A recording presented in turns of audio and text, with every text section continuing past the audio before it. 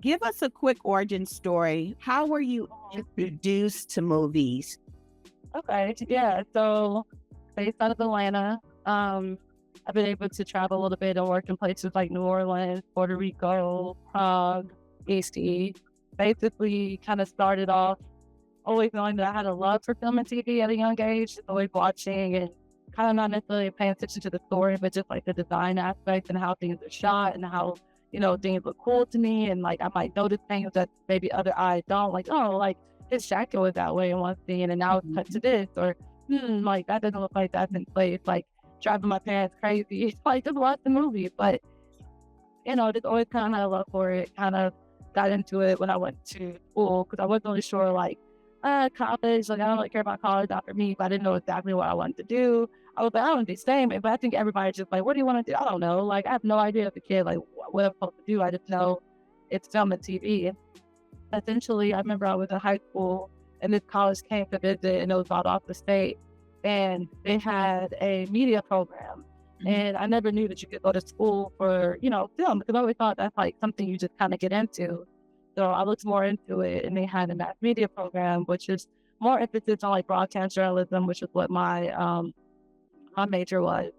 And from there, it was just a matter of kind of going to school for the 4 years, learning some equipment based things for recording our basketball games. I did some audio. I had an internship at a radio station, got to record a commercial. So just kind of got started like from that point. And then when I graduated, it was kind of like, okay, now what? Where do you go from here? Like they don't tell you what exactly it is you're supposed to do to get started because these films and television exist. But to me, it's like just a fail. Like, how do you actually get involved? You find out that, oh, this is what they're filming. Like, this is what you're supposed to do. Like, no one tells you that. It's very secretive. I began looking for jobs, like, didn't really find anything. I'm like, how the heck are you supposed to find out? Like, you have to search how to work in movies. And I'm not going to tell you that. So I happened by chance to stumble across this casting agency that was starting up.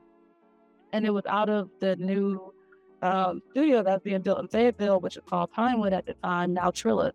And their goal was to kind of try to help, young industry folks kind of get started because, like I said, there was no like beginning to a career. It's just like you kind of have to find someone and know someone. I think their idea, which I remember like the lady was really helpful, her name was Sarah, and like trying to like say like, yeah, we're just trying to like, get rid of that enigma and like help people get started. So I was placed at Green Gem Studio, which is now I think Cinelease, like everything gets bought out.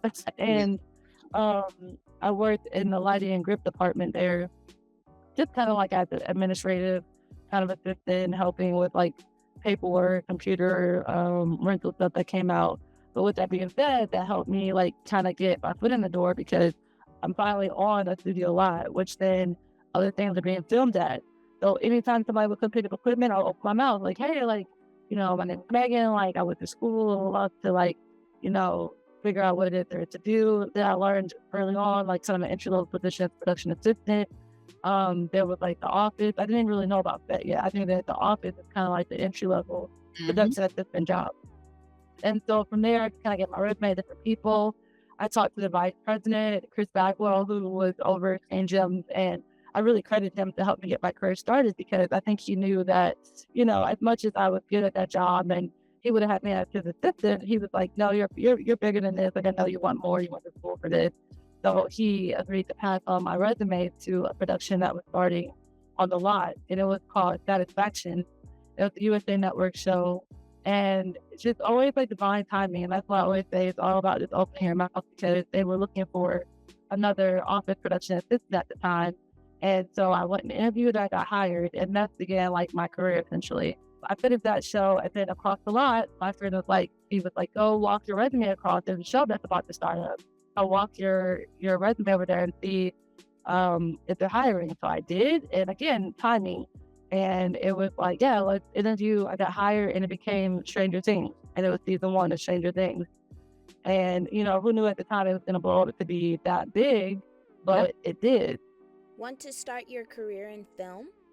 Visit our website and book a session today.